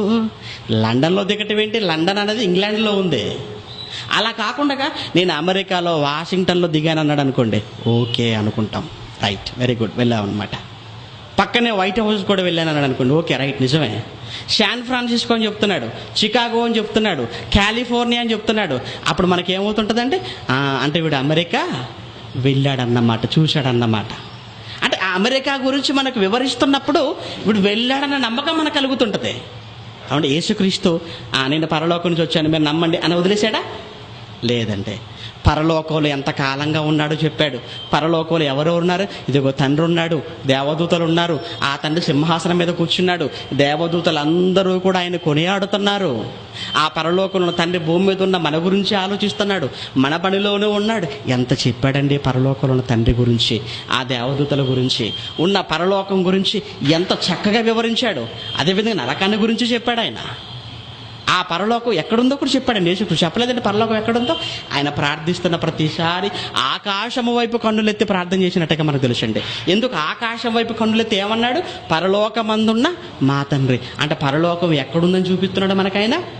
ఇదిగో కనబడుతున్న ఈ ఆకాశానికి ఆవలా అంటే పరలోకపు అడ్రస్ కూడా చెప్తున్నాడండి. నీకు పరలోకం కావాలి అంతగా చూడాలనుకుంటే నీకు అడ్రస్ చెప్తున్నాను. ఏంటి? ఈ ఆకాశానికి ఆవలా అన్నాడు. ఆకాశానికి ఆవలనగానే అది చిన్నగా అనుకోకండి మీరు. ఇప్పుడు ఆకాశపు ఆవలకి మీరు వెళ్ళాలంటే ఎన్నింటిని దాటుకుని వెళ్ళాలో తెలుసా? ముందు మనం ఉన్న ఈ భూమండలాన్ని దాటాలి. ముందు ఈ భూమండలాన్ని దాటితే సూర్య కుటుంబంలోకి ఎంటర్ అయిపోతాం. ఇప్పుడు సూర్య కుటుంబాన్ని కూడా దాటామనుకోండి, ఇలాంటి సూర్య కుటుంబం లాంటివి పాలపుంత నక్షత్ర మండలంలో ఎన్నో ఉంటాయి. ఎందుకంటే మనం ఉన్న ఈ సూర్య కుటుంబం పాలపుంత నక్షత్ర మండలంలో ఒకటన్నమాట. ఇప్పుడు ఈ సూర్యమండలాన్ని దాటితే పాలపుంత నక్షత్ర మండలాలలో ఇలాంటివి ఎన్నో మండలాలు ఉంటాయి. ఇప్పుడు అవన్నీ దాటుకొని పైకి వెళ్ళిపోయాం అనుకోండి, అప్పుడు ఆండ్రోమెడా అనే నక్షత్ర మండలం ఒకటి వస్తుంది. మరలా అందులోకి వెళ్ళిపోయి దాన్నంతా దాటుకొని వెళ్ళిపోయాం అనుకోండి, హైడ్రోసెంటారస్ నక్షత్ర మండలం అనేది ఒకటి వస్తుంది. దాన్ని దాటుకొని వెళ్ళిపోయాం అనుకోండి, అప్పుడు మనకు నీలి రంగులో కనబడే ఆకాశపు అంచండి. ఇప్పుడు ఆ అంచును చీల్చుకుని అవతలకి వెళ్ళాం అనుకోండి, అక్కడ ఉన్నదే పరలోకం. రైట్. ఇప్పుడు లేదంటావా? ఇప్పుడు నువ్వు చెప్పిన ప్రకారంగా నువ్వు వెళ్ళి అక్కడికి చూసి వచ్చిన తర్వాత నాకు చెప్పు. అంతే కదా. నేను అడ్రస్ ఇచ్చానా లేదా? పరలోకం ఎక్కడుందని నువ్వు అంటున్నావు కదా, నీకు అడ్రస్ ఇచ్చాను. ఇప్పుడు నువ్వేం చేయాలి? అడ్రస్ ప్రకారంగా నువ్వు వెళ్ళి చూసి అప్పుడు నా దగ్గరికి వచ్చి లేదని చెప్పి నేను నమ్ముతాను. ఇంత అడ్రస్ ఇచ్చినా ఇక్కడ నిలబడి లేదంటే ఎలా? అవండి మీ అమ్మాయి అండి ఏలూరులో ఉందండి అనగా నువ్వేం చేయాలి? ఇప్పుడు అడ్రస్ పట్టుకొని అక్కడికి వెళ్ళాలా వద్దా? అక్కడికి వెళ్ళాలి, ఏలూరు అంతా తిరగాలి.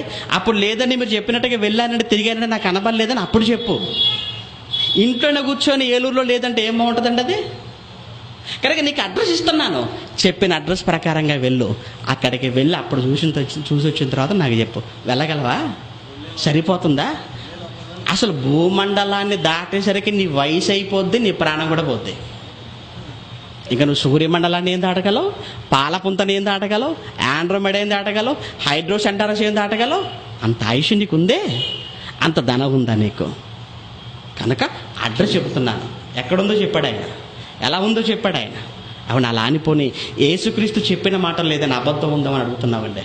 అవును, యేసుక్రీస్తు చెప్పిన మాటల్లో ఏవైనా అబద్ధాలు ఏమైనా ఉన్నాయా? ఏవైనా అసత్యాలు ఏమైనా ఉన్నాయా?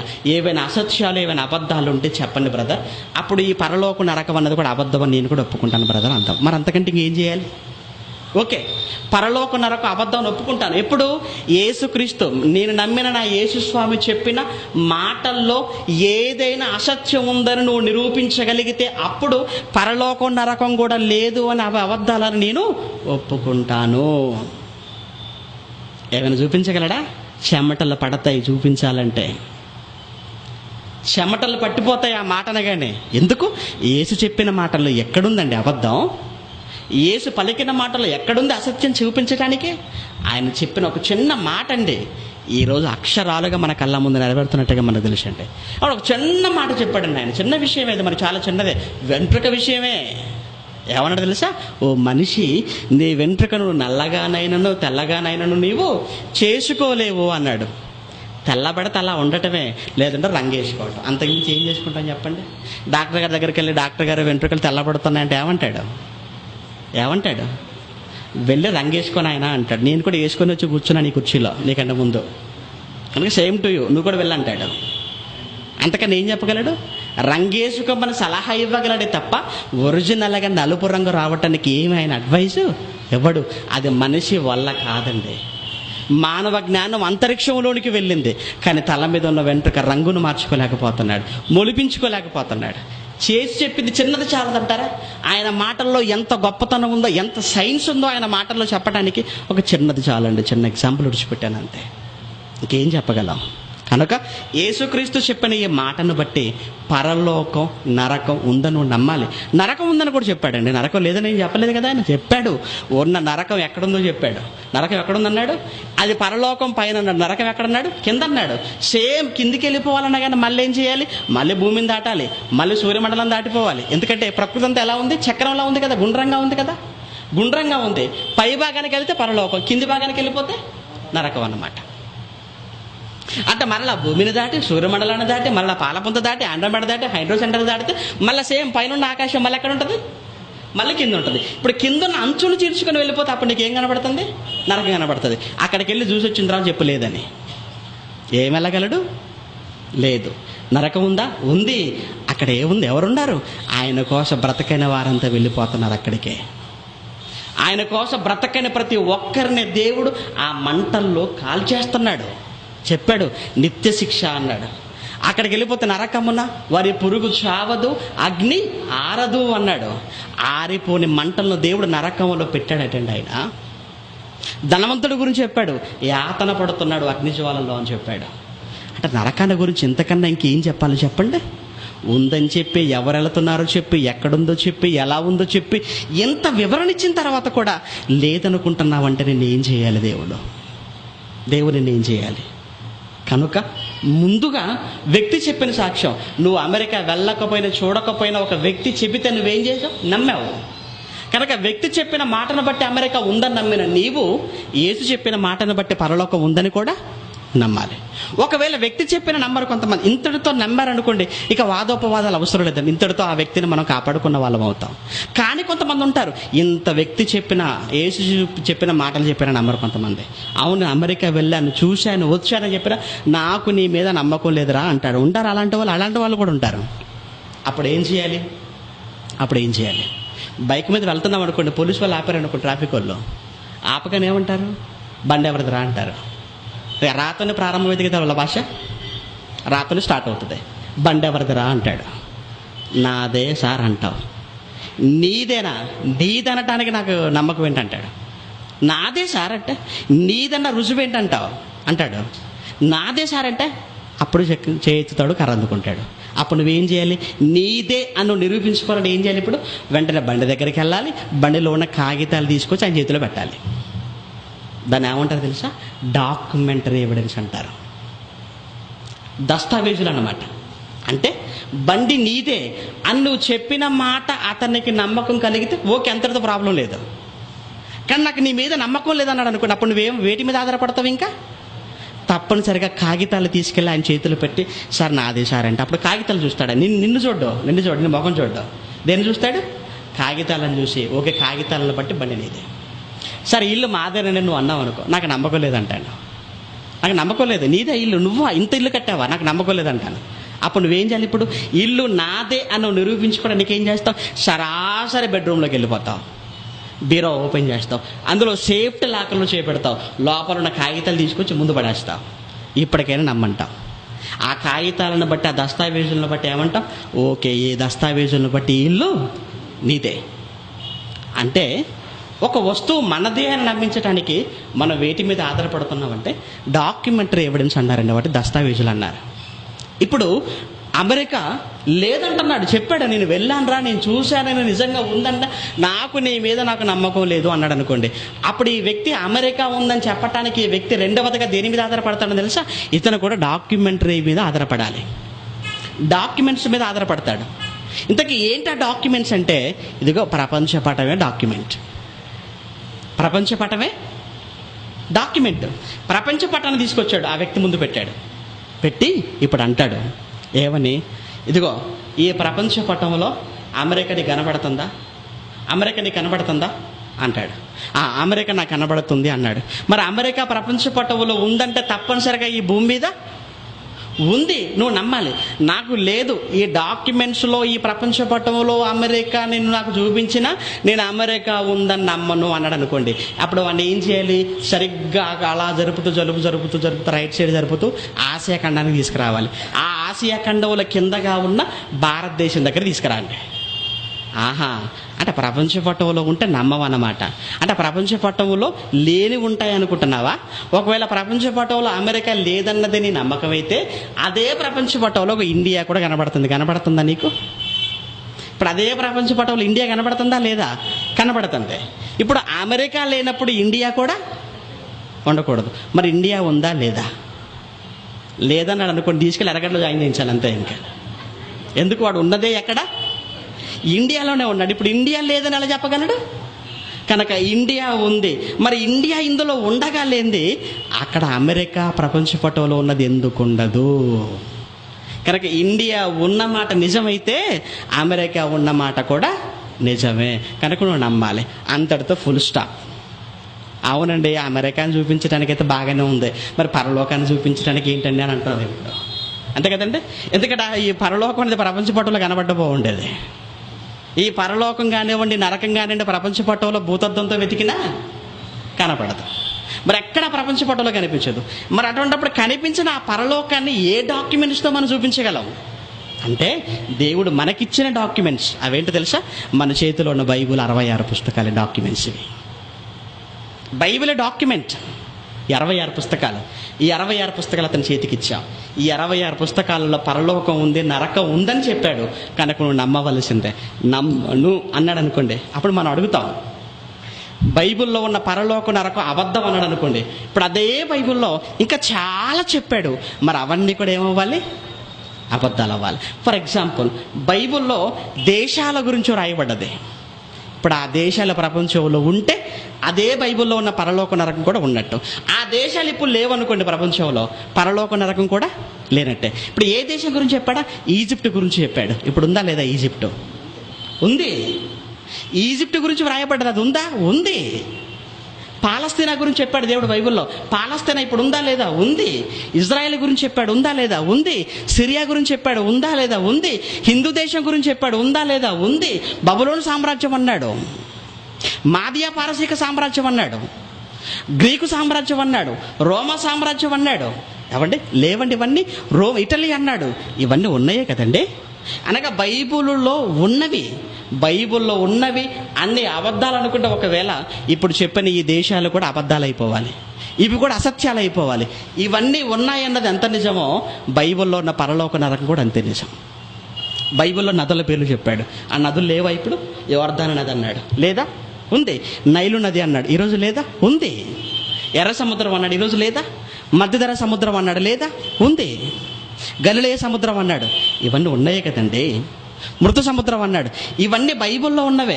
బైబిల్లో ఉన్నవి ఈరోజు ప్రపంచంలో మన కళ్ళతో చూస్తున్నామండి. అదేవిధంగా పట్టణాలు, ఒక యెరూషలేము కానివ్వండి, ఒక గాజా కానివ్వండి, ఒక దమస్కు కానివ్వండి, ఒక రోమ్ కానివ్వండి, ఒక యెరికో కానివ్వండి, ఇవన్నీ కూడా బైబిల్లో ఉన్నవి. ఈరోజు ప్రపంచంలో మన కళ్ళతో చూస్తున్నవి. పర్వతాలు కానివ్వండి, భూములు కానివ్వండి, అరణ్యాలు కానివ్వండి, ఇవన్నీ బైబిల్లో ఉన్నవి ఈరోజు ప్రపంచంలో ఉన్నాయి. అంటే బైబిల్లో ఉన్నవే ఉంటాయి తప్ప లేనివి ఉండవు. ఇవన్నీ బైబిల్లో ఉన్నవన్నీ ఈరోజు ప్రపంచంలో ఉన్నాయన్నది ఎంత నిజమో, అదే బైబిల్లో ఉన్న పరలోక నరకం కూడా ఉన్నాయన్నది కూడా అంతే నిజం. పోనీ ఏదైనా బైబిల్లో ఏదైనా చెప్పి ఈరోజు ప్రపంచంలో అది లేదనుకోండి, అప్పుడు పరలోక నరకం కూడా లేదని ఒప్పుకుంటాం. అవును, బైబిల్లో పలానా దేశం గురించి రాయబడ్డదండి, కానీ ఈరోజు ప్రపంచంలో లేదండి అని నువ్వు అన్నావు అనుకో, అప్పుడు నేను ఒప్పుకుంటాను పరలోక నరకం లేదని. బైబిల్లో పలానా సముద్రం అన్నాడండి, ఈరోజు ప్రపంచంలో లేదు కదండి అంటే బైబిల్లో లేనివి ఉంటాయండి, కనుక బైబిల్లో పరలోక నరకం కూడా లేనిదేనండి అని నువ్వు అంటే అప్పుడు నేను ఒప్పుకుంటాను. ఏది చూపించగలవు? బైబిల్లో ఉండి ప్రపంచంలో లేనిది ఏది చూపించలేవు. అన్నీ ఉన్నవేనండి, అన్నీ ఉన్నవే. కనుక డాక్యుమెంట్స్ బైబిల్ మనం అతని చేతికిచ్చి, బైబిల్లో ఉన్నవన్నీ ఈరోజు ప్రపంచంలో ఉన్నప్పుడు అదే బైబిల్లో ఉన్న పరలోక నరకం ఉన్నాయన్నది కూడా నిజం. అది ఒప్పుకోవాల్సిందే, అది ఒప్పుకోవాల్సిందే. ఇక ఇంత చెప్పిన తర్వాత కూడా కాబట్టి ఫైనల్కి వచ్చేస్తున్నాం. ఇంత చెప్పాం కదా, ఎంత కష్టపడ్డామండి అంటే పరలోక నరకం ఉన్నాయని చెప్పడానికి, నమ్మించటానికి ఇంత కష్టపడ్డాం. ఇప్పుడు ఇంత కష్టపడిన తర్వాత కూడా లేవు, నేను ఏదైనా కానీ చూస్తేనే కానీ నమ్మను అన్నాడు అనుకున్నప్పుడు ఏం చేద్దాం చెప్పండి? ఇంత చెప్పాం, ఇంత చెప్పిన తర్వాత కూడా లేదండి, నాకు నమ్మకం లేదండి, నేను ఏదైనా కానీ చూస్తేనే నేను నమ్మనండి అన్నాడు అనుకోండి, అప్పుడు మనం కూడా ఇంకప్పుడు మాట్లాడటం ప్రారంభిద్దాం. ఏమని? బ్రదర్, నేను కూడా మీకులాగా మారిపోయాను. ఇప్పుడు మీరు ఎలా ఏదైనా చూస్తే నమ్ముతారని మీరు ఎలా అన్నారో, ఇక నేను కూడా ఏదైనా కానీ చూసే నమ్మాలనుకుంటున్నాను అని మనమే వాళ్ళ మాట్లాడేద్దాం. మాట్లాడేసి, బ్రదర్ నేను ఇంత చెప్పానంటే మీకు అర్థం అవ్వాలి, మీకు అర్థం కాలేదంటే నాకెందుకో మీ మీద అనుమానం వచ్చేసింది బ్రదర్ అంట అనండి. అలా నా మీద మీకు అనుమానం రావటం విన్నాను అంటాడు. అవును, మీ మీద నాకు అనుమానం వచ్చేసింది. ఏంటి నా మీద మీకు వచ్చిన అనుమానం? ఇంత చెప్పినా నీకు అర్థం కావట్లేదని, ఇంతకు నీకు మెదడుందో లేదో నాకు అనుమానం వచ్చేసింది. ఏమనుమానం? ఇంత చెప్పాను కదా, ఇంత చెప్పినా నీకు అర్థం అవ్వటం లేదని నీకు నిజంగా మెదడు ఉందా? ఈ మాట ముందనొద్దు, ఎప్పుడనాలి? అంతా చెప్పిన తర్వాత అనాలి. ముందే అన్నారనుకోండి నీ మెదడు చిత్త కొట్టేస్తాడు. ముందే అనకూడదు. ఎంత కష్టపడ్డాం కదా ఇప్పుడు, ఇంత కష్టపడి ఆ మాటన్నా పడతాడు. ఎందుకంటే ఇంత కష్టపడ్డాడు కదా నాకు చెప్పడానికి అనుకుంటాడు. ఏం చెప్పకుండా నీకు అది ఉందా ఇది ఉందా అని అనుకోండి, ఇక్కడి నుంచి వెళ్ళిపో అంటాడు. నీకు మెదడు ఉందా అని అడుగుతాం. నాకు మెదడు లేదంటావా? ఉంటే చూపించు బ్రదర్. లేదంటావా అని నువ్వు అన్నావు కదా, ఉంటే చూపించు బ్రదర్ నాకు మరి అన్నాడు అనుకోండి. ఇప్పుడు ఏం చేయాలి? నీకు మెదడు చూపించాలంటే నాకు తీసుకెళ్ళి ఆ తల తీసుకెళ్ళి ట్రైన్ కిందలో పెట్టాలి, బస్ కింద పెట్టాలి, లేకపోతే ఇంకేదో చేయాలి. ఇప్పుడు అది తీసుకొచ్చి చూపించడానికి వాడు ఉంటాడు, తర్వాత ఉంటాడు. లేదు, ఇంకా అర్జెంటుగా నాకు ఏదైనా కనిపిస్తే కానీ నేను చూడను, నమ్మను. నేను చూస్తేనే కానీ అర్జెంటుగా నేను నమ్మను అనుకోండి. అయితే అర్జెంటుగా మీరు చూడాలని ఆశపడుతున్నారా? అలా అయితే స్లిప్ మీద ఒక మాట రాయండి. ఏమంటే నా చావుకి ఎవరూ కారణం కాదని రాసి నాకు ఇవ్వండి, మీరు వెళ్ళి అర్జెంటుగా బయలుపడి దూకండి. అప్పుడు ఏమవుతుంది? మీకు అర్జెంటుగా వెంటనే కనపడతాయి రెండు లోకాలు. మీరు వెంటనే ట్రైన్ కింద పడిపోయారు అనుకోండి, వెంటనే కనపడితే ఇంకా ఆలస్యమే లేదు. ఒక్క క్షణంలో అన్నాడు ఆయన. అంతే, ఒక్క క్షణంలో నీకు స్వర్గం కనపడుతుంది, ఒక్క క్షణంలో నరకం కనపడుతుంది. కాకపోతే బాధ ఏంటంటే అది ఉన్నాయని చెప్పడానికి మళ్ళీ నువ్వు ఉండవు నాకు. అంతే కదా మరి. చూసారా? అవంటే ఇది ఎంత అంటే అంటే మనిషి ఎంత అమాయకుడు, ఎంత పిచ్చివాడైపోయాడంటే కనబడకపోయేసరికి లేవనుకుంటాడండి. అంత బొత్తిగా జ్ఞానం లేకపోతే మాత్రం కనబడనంత మాత్రం లేవనుకుంటాడండి. ఈరోజు ఇవన్నీ కనబడుతున్నాయని ఉన్నాయనుకుంటున్నాడు కదా. కనబడుతున్నది ఏదైతే ఉందో ఈ లోకం, ఈ ప్రపంచం, కనబడుతున్న ఈ ప్రపంచాన్ని గురించి ఆయన ఏమన్నాడు? ఒక్కసారి పౌలు గారు ఒకసారి బైబిల్ విప్పి మనం చూడగలిగితే, కొరింథీయులకు రాసిన 2వ పత్రిక, అపోస్తలుడైన పౌలు కొరింథీయులకు రాసిన 2వ పత్రిక 4వ అధ్యాయం, కొరింథీయులకు రాసిన 2వ పత్రిక 4వ అధ్యాయం 18వ వచనంలో, ఇదిగో క్షణమాత్రముండు మా చులకని శ్రమ మా కొరకు అంతకంతకు ఎక్కువగా నిత్యమైన మహిమ భారమును కలుగజేయుచున్నది. ఏలయనగా దృశ్యమైనవి అనిత్యములు. ఏమంటే ఈ మాట చూడండి ఎంత బాగుందో. దృశ్యమైనవి అనిత్యములు అన్నాడండి. దృశ్యమైనవి అంటే అర్థం ఏంటో తెలుసా అంటే కంటికి కనిపించేటివి అని. దృశ్యమైనవి అనిత్యములు అనగా మన కళ్ళతో చూసేది. ఈరోజు సూర్యుడిని మన కళ్ళతో చూస్తున్నామండి, చంద్రుడిని చూస్తున్నాం, నక్షత్రాలను చూస్తున్నాం, భూమిని చూస్తున్నాం. అంతెందుకండి, నేను మీకు కనబడుతున్నాను కదండి, మిమ్మల్ని నేను చూస్తున్నాను కదండి, దృశ్యమే కదండి. దృశ్యమైనది ఏమన్నాడు? అనిత్యములు. నేను ఈరోజు మీకు కనబడుతున్నాను, ఒకరోజు నేను కనబడను. మీరు నాకు ఈరోజు కనబడుతున్నారు, ఒక రోజున మీరు నాకు కనబడరు. దృశ్యమైనది ఏదైనా ఎప్పుడు ఉండేది కాదు. అదేవిధంగా ఈరోజు మనం ఉన్న ఈ ప్రకృతి, మనం ఉన్న ఈ పంచభూతాలు కూడా ఎప్పటికీ ఉండేటివి కావు. యేసుక్రీస్తుల వారు పరలోకం నుండి రావటం బయలుదేరిపోతే ఆయన రాకడలో పంచభూతములు మిక్కుటమైన వేండ్రముతో లయమైపోతాయి, బూడిదైపోతాయి, ఏ ఉండదు. అంటే దృశ్యమైనవి అనిత్యములు. అంటే మనిషి ఏమనుకున్నాడు? పోయే వాటిని చూసి ఉండేటివి అనుకుంటున్నాడు కదా. పోయే ఈ లోకాన్ని చూసి ఉండదనుకున్నాడు. ఎప్పటికీ ఉండే లోకాలను కనబడకపోయేసరికి ఏమనుకున్నాడు? అసలే లేవనుకున్నాడు. ఆ తర్వాత మాట చూడండి, అదృశ్యమైనవి నిత్యములు. అదృశ్యమైనవి నిత్యములు. పరలోకం అదృశ్యమా? అదృశ్యం. నరకం అదృశ్యమా? అదృశ్యం. అదృశ్యమైనవి ఏమన్నాడు? నిత్యములు. అనగా పరలోకం నరకం నిత్యము ఉండేది. దేవుడు ఆయన కూడా అదృశ్యుడే కదండి. దేవుడు అదృశ్యుడు, కనబడడు కనుక ఆయన కూడా నిత్యము ఉండేవాడు. నీలో ఆత్మ ఉందా? ఉంది. అది నీ కంటికి కనబడుతుందా? కనబడదు. అంటే మనలో ఉన్న ఆత్మ కూడా అదృశ్యమైనది. కానీ అదృశ్యమైనది అని ఇది కూడా ఎప్పటికీ ఉండేది. దేవుడు కనబడడు, ఎప్పటికీ ఉండేవాడు. మనలో ఉన్న ఆత్మ కనబడదు, ఇది ఎప్పటికీ ఉండేది. పరలోకం కనబడదు, నరకం కనబడదు, ఇవి కూడా ఎప్పటికీ ఉండేటివి. అనగా అదృశ్యమైనవి ఏవైతే ఉన్నావో అవి ఎప్పటికీ ఉండేటివి. దృశ్యమైనవి ఏవైతే ఉన్నావో ఇవి కొంతకాలానికి పోయేది. పోయే వాటిని చూసి ఉండేటివి అనుకున్నాడు. ఎప్పటికీ ఉండే వాటిని కనబడకపోయేసరికి ఏమనుకున్నాడు? లేవు అనుకున్నాడు. అందుకే అన్నాడు మనిషిని అజ్ఞాని అని దేవుడు. ఊరికనే అనలేదు. ఎందుకు వాడు అలా మాట్లాడుతున్నాడు? లోక జ్ఞానం. అందుకే లోక జ్ఞానమును దేవుడు ఏం చేసి ఉన్నాడు అన్నాడు? వెర్రి అన్నాడు. అందుకే వాడికి పిచ్చి పట్టింది. స్టీఫెన్ హాకింగ్కి పిచ్చి పట్టింది, జోసెఫ్ అడమర్కి పిచ్చి పట్టింది, హేతువాదులందరికీ పిచ్చి పట్టింది. అందుకే దేవుడు లేడంటున్నారు, పరలోకం లేదంటున్నారు, నరకం లేదంటున్నారు. లోక జ్ఞానము చేత.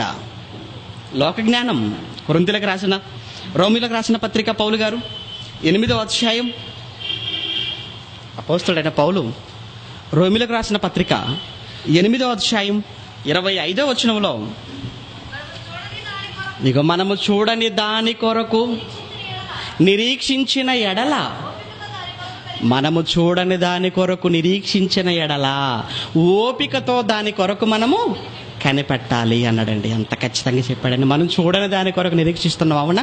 పరలోకం మనం కంటితో మనం చూడలేదు. చూడని ఆ పరలోకం కొరకు కనిపెడుతున్నాం, ఓపికతో కనిపెడుతున్నాం. ఎప్పుడు వస్తాడా యేసుక్రీస్తు? ఎప్పుడు మనల్ని ఆయన ఉన్న పరలోకాన్ని తీసుకుని వెళ్ళిపోతాడా అని. అప్పుడు చెప్పకనే చెప్పాడు, ఇదిగో నేను ఉండు స్థలములో మీరును ఉండులాగున మరలా వచ్చి నా యొద్ద ఉండుటకు మిమ్మును నేను తీసుకొని పోతాను అన్నాడు. యోహాను సువార్త 14లో శిష్యులతో మాట్లాడుతూ ప్రారంభంలో. కనుక ఆయన వస్తాడు. వచ్చేటప్పుడు ఆయన కొరకు బ్రతుకుతున్న, ఆయన కొరకు బ్రతికి మరణించిన వారందరినీ తీసుకొని ఆయన ఉన్న మహాలోకానికి, పరలోకానికి వెళ్ళిపోతాడు. కనుక ప్రేమైన దేవుని పిల్లలారా, పరలోకాన్ని గురించి మాట్లాడుతూ అందుకే నిత్య జీవం అన్న పదాన్ని ఉపయోగించాడు దేవుడు బైబిల్లో. పరలోకాన్ని గురించి మాట్లాడుతూ ఏ పదాన్ని ఉపయోగించాడు? నిత్య జీవము అన్నాడు. అంటే నిత్య జీవం అంటే అర్థం ఏంటి? ఎప్పటికీ నిత్యము ఉండేదన్నమాట. నిత్యము జీవంతో ఉంటాం, నిత్యము బ్రతుకుతూ ఉంటాం అన్నమాట. అందుకే పరలోకాన్ని నిత్య జీవము అన్నాడు. నరకాన్ని గురించి కూడా ఏమన్నాడు ఆయన? నిత్య శిక్ష అన్నాడు కదా. నిత్య నరకము, నిత్య శిక్ష అన్నాడు. అంటే నరకాన్ని గురించి నిత్యము అన్నాడు, పరలోకాన్ని గురించి కూడా నిత్యము అన్నాడు. అంటే ఇవి ఎప్పటికీ ఉండేది. నిత్య భూమి అన్నాడా? అనలేదండి. నిత్య సూర్యుడు అన్నాడా? అనలేదు. నిత్య చంద్రుడు అన్నాడా? అనలేదు. నిత్య లోకము అన్నాడా? అనలేదండి. అంటే అర్థం ఏంటనమాట? ఇవన్నీ కూడా తప్పనిసరిగా ఒకానొక రోజున పోతాయి అన్నమాట. మనము పోవాల్సిన వారమేనంటే, మనము వెళ్ళిపోవాల్సిన వారం. మనము వెళ్ళిపోవాలి, మనం ఉన్న లోకం కూడా వెళ్ళిపోవాల్సిందే. మరి ఎక్కడికి వెళ్ళిపోతాం? దేవుడు నా మహాలోకానికి వెళ్ళిపోవాలనుకుంటున్నారా? ఆశ ఉంటే సరిపోద్దండి? ఆశ ఉంటే సరిపోదు కదండి. ఇల్లు కట్టాలి, ఆశ ఉంటే సరిపోద్దా? దాని కొరకు ఎంత కష్టపడాలండి. పాస్ అవ్వాలి, ఆశ ఉంటే సరిపోద్దా? దాని కొరకు ఎంత కష్టపడి చదవాలండి. పెళ్లి చేయాలి అనుకుంటే అయిపోతుందా? దాని కొరకు ఎంత కష్టపడి చేయాలండి. అంటే ఆశ ఉంటే సరిపోదు, ఆశ నెరవేర్చుకోవటానికి కష్టాలు పడాలి. మరి పరలోకానికి వెళ్ళాలి, ఆశ ఉంటే ఏమో అని చెప్పండి. దానికి ఏ కష్టము లేదా? పరలోకానికి కష్టపడకపోయినా పరలోకానికి వెళ్ళిపోతారని బైబిల్ ఎక్కడ ఉందండి? ఎక్కడ లేదండి. పనివాడే జీతమునకు పాత్రుడు మనకు తెలుసు కదండి. మరి ఏం పని చేస్తున్నారండి? దేవుడు పని చేస్తున్నారా లేదా చెప్పండి. పనివాడు జీతమునకు పాత్రుడు అన్న మాట మనకు తెలుసు. పనివాడు అంటే ఎవరి గురించి? మనమే పని చేయాలి. మనం పని చేయాలన్న సంగతి మర్చిపోయి మనం పాటలు పాడుతున్నాం. ఏమని? పంపుము దేవా పనివారాలను. మరి నువ్వేం పని చేస్తావు చెప్పు? పంపుము దేవా, ఆ పనివారాలను పంపమని ఆయన వేడుకుంటున్నాం, పాడుతున్నాం. మరి నువ్వే పనిలో ఉంటావు. పంపము దేవా కాదు, వెళతాను దేవా పనిలోకని పోడు. రైట్గా ఉంటుంది, బాగుంటుంది. ఆల్రెడీ నిన్ను పంపింది ఎవరి పని మీద పంపాడు? దేవుని పని మీద నిన్ను పంపాడు. దేవుని పని మీద వచ్చిన నీవు మరలా పంపమంటే ఇంకెవరున్నారండి? ఉన్న యేసుక్రీస్తుని కూడా పంపించాడా లేదా? ఆయన ఆఖరిగా పంపించాడా? ముందు ప్రవక్తలు పంపించాడు, న్యాయాధిపతులు పంపించాడు, రాజులు పంపించాడు. ఆఖరికి ఎవరిని కూడా పంపించాడు? యేసుక్రీస్తును. ఆఖరికి పరిశుద్ధాత్మను కూడా పంపించాడు. ఇంకెవరున్నారని మీరు అడుగుతున్నారండి ఆయన పంపమని? చెప్పండి. ఇప్పుడు అడగటానికి కూడా కొంచెం ఆలోచన ఉండాలా వద్దా? ఇంకా ఎవరున్నారు ఆయన దగ్గర పంపడానికి? ఇంకెవరు లేరండి. ఇప్పుడు మనమే వెళ్ళాలండి. పనిలోనికి మనమే వెళ్ళాలి. పనిలోనికి వెళ్ళవలసిన మనం పంపమని అడగటంలో అన్యాయం ఉందండి, న్యాయం లేదండి. అది కనుక మనమంతా పనిలోనికి వెళ్ళాలి. మనమంతా పనిలోనికి వెళితేనే పరలోకానికి మనం వెళ్తాం. పని చేస్తేనే కడుపు నిండుతుందన్నది ఎంత నిజమో, పని చేస్తేనే పరలోకానికి వెళతామన్నది కూడా అంతే నిజం. పని చేస్తేనే సుఖపడతామన్నది ఎంత నిజమో, దేవుని పని చేస్తేనే కలకాలం పరలోకం సుఖపడతామన్నది కూడా అంతే నిజం. కనుక పరలోకం ఉంది, నరకం ఉంది. నరకాన్ని తప్పించుకోవటానికి, పరలోకం వెళ్ళటానికి భూమి మీద దేవుని కార్యక్రమాలలో, దేవుని పనుల మీద మనం ఉండాలి. ప్రార్థన చేసుకుందామండి. దయగలిగిన మా కన్న తండ్రి, మీకు వందనాలు నాయన. పరలోకం నరకం ఉన్నాయని ఈ సమాజానికి హేతువడుగుతున్న సమాజానికి సమాధానం ఎలా చెప్పాలో మీ మాటల్లో నుంచి ఆలోచించాం. కృప చేశారు, వాతావరణాన్ని అనుకూలపరిచారు. వందలాది మంది మీ పిల్లలు రావటానికి మీరు కృప చేసి, మీ మాటలు వినటానికి, మీ పిల్లల జీవితంలో మీరు చేసిన ఈ మేలుకు మీకు వందనాలు. మరి ముఖ్యంగా నాయన, ఏలూరు మహానగరంలో ఇప్పటి వరకు మరి ఎంతో కాలంగా చేయాలి అన్న మీ పిల్లల చిరకాల కోరికను మీరు నెరవేర్చారు. ఇక నుంచి తండ్రి, ప్రతి నెల చేయాలన్న ఆలోచనతో మీ పిల్లలు ముందుకెళ్తుండగా కావలసిన వాటిని అన్నిటిని మీ పిల్లలకు సమకూర్చమని కోరుతూ, వచ్చిన మీ పిల్లల్లో అనేక మంది ఈ కార్యక్రమం చేస్తాను మీ పిల్లలకు సహకారులుగా మారడానికి కృప చేస్తారని నమ్ముతూ, వచ్చిన వాక్యాన్ని విన్న మీ పిల్లలందరినీ మీ చేతులకు అప్పగిస్తూ క్రీస్తు నామాన్ని ప్రార్థన అడుగుతున్నాము తండ్రి. ఆమెన్. మన తండ్రి దేవుని ప్రేమ, కుమారుడైన యేసుక్రీస్తు వారి కృప, పరిశుద్ధాత్మని యొక్క అన్యోన్య సహవాసం ఇప్పుడు ఎల్లప్పుడు సదాకాలం మనందరికీ తోడైన నడిపించును గాక.